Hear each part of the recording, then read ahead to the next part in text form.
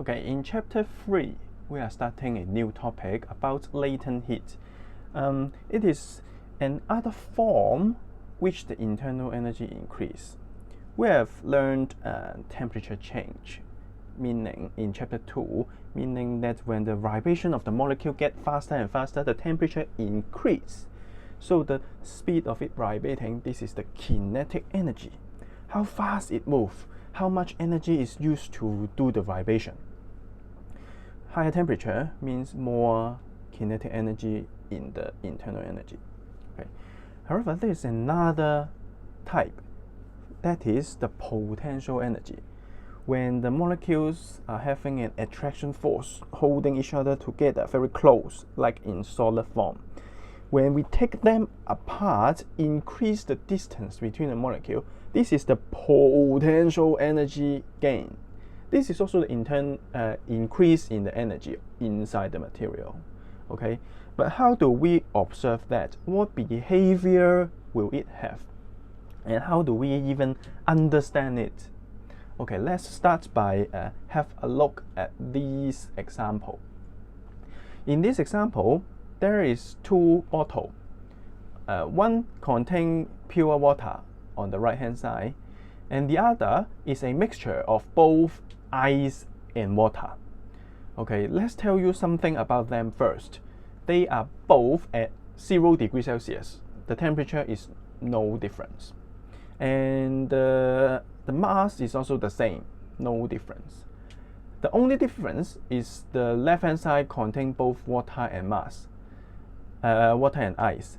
And the total mass of them is equal to that of the water on the right hand side. Okay, let's imagine having these two on your hand.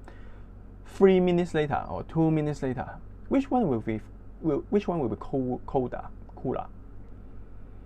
Of course, the one with ice will stay cooler for longer. That's what ice does, right? And you are very correct. In fact, we can have a look at the graph here. What we know is that when there is temperature difference, the heat energy will flow from the environment to the colder object. And for the pure water, all of this energy is used to increase the temperature of the water molecule. The water molecule start to absorb this energy and vibrate faster, and according to the Q equals to mc delta T, it happens at the rate accordingly. However, the one with ice, you can see it stay at 0 degrees Celsius for some time. This period never has it changed the temperature at all. But you can imagine, since it is at 0 degrees Celsius, very cold, and the environment is hotter than it, so the same thing actually happens to the ice water as well. Energy flows from the environment into the mixture of ice and water. But why doesn't it change the temperature of it? Because the energy that absorbed in this period of time marked in red, all the energy is used to change the state of the ice. Okay, you must think that is very clear and trivial. Why do you have to explain that? The special point is that the temperature will not be distributed for changing state and for temperature change. They won't happen at the same time. If the mixture is exactly at the melting point, then all the energy inside this mixture will be used purely for the change of state.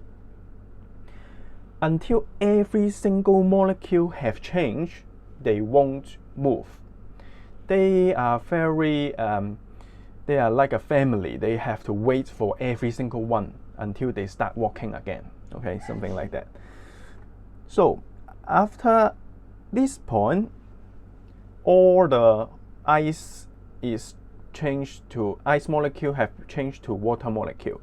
So from this point onward, the behavior of the whole thing, they have already become a pure water from from this blue point.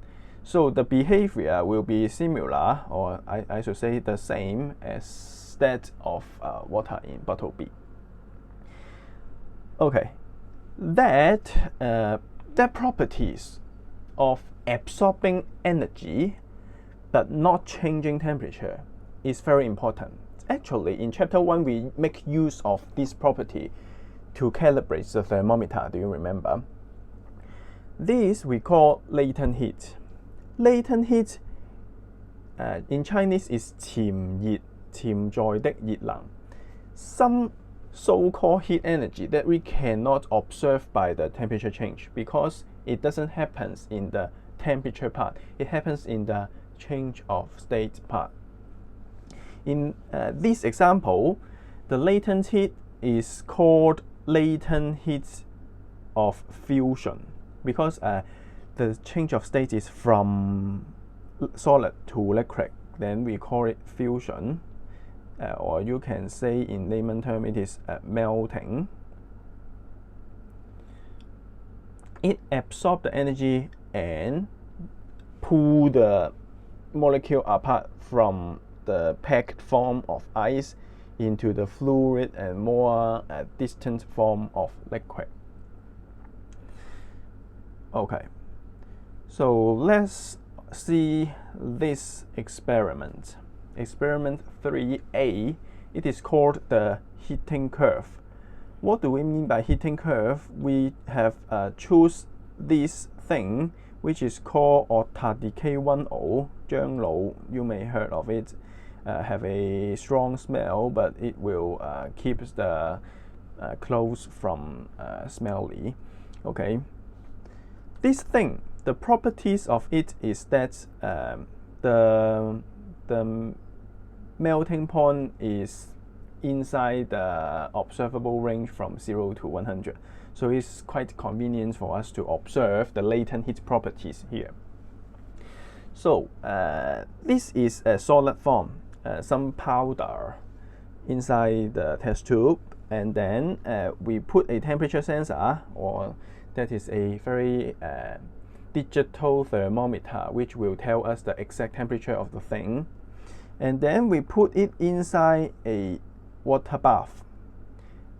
We will record the exact temperature, that is at 75 degrees Celsius from the beginning till the end. It will keep at this level. So that because the water bath is at 75 degrees Celsius, so when it is put inside, it will continuously absorb energy. Okay, I have talked too much. Let's have a look at the result.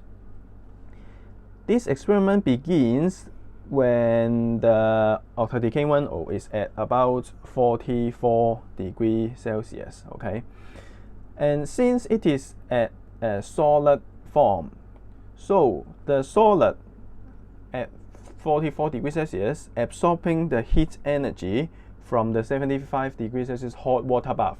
It have absorbed energy from the hot water bath, so the temperature increase, and the 60 degrees Celsius is the melting point of this type of material. Let me draw. Okay, so approaching 60 degrees, then you can observe that the change in temperature is less obvious until it is completely flat.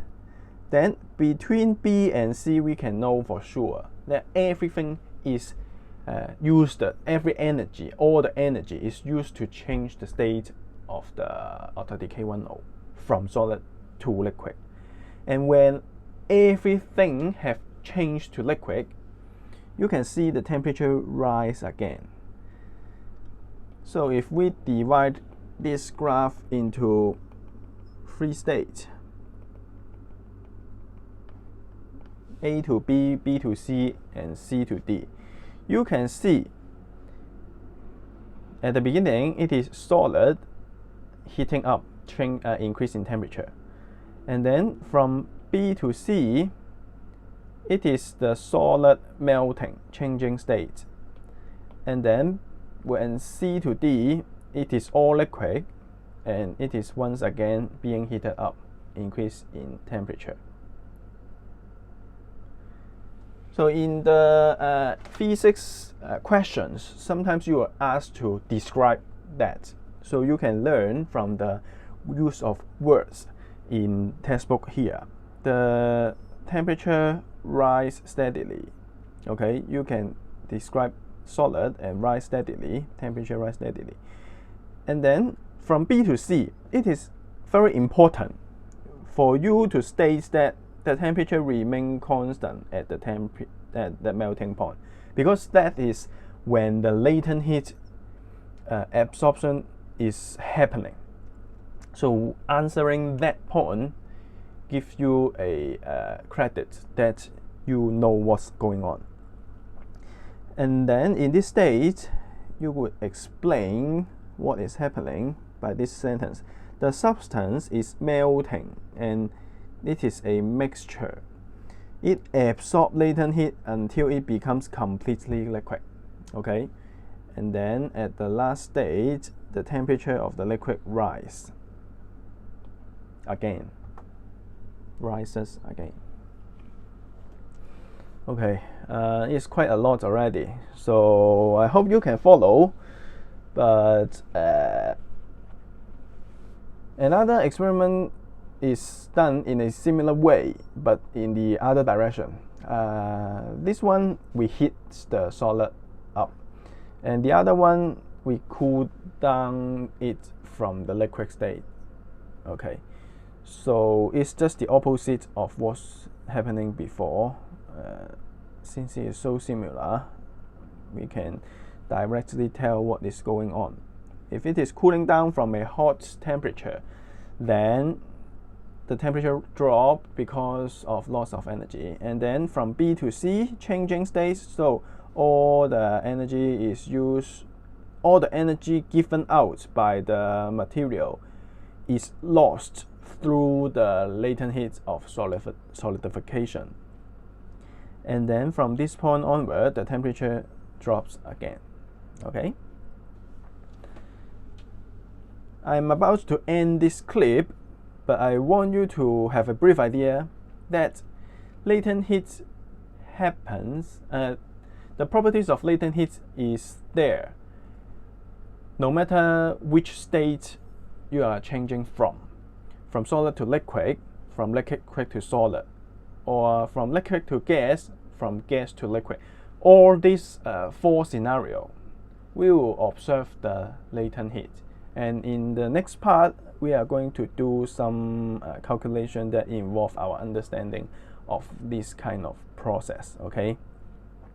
So in this yellow box, latent heat is absorbed or released by a substance when its state changes. Okay. In the heating curve experiment, it absorbs. But in the cooling curve experiment, it releases latent heat. And that is all we have to know and understand in this part of the lesson.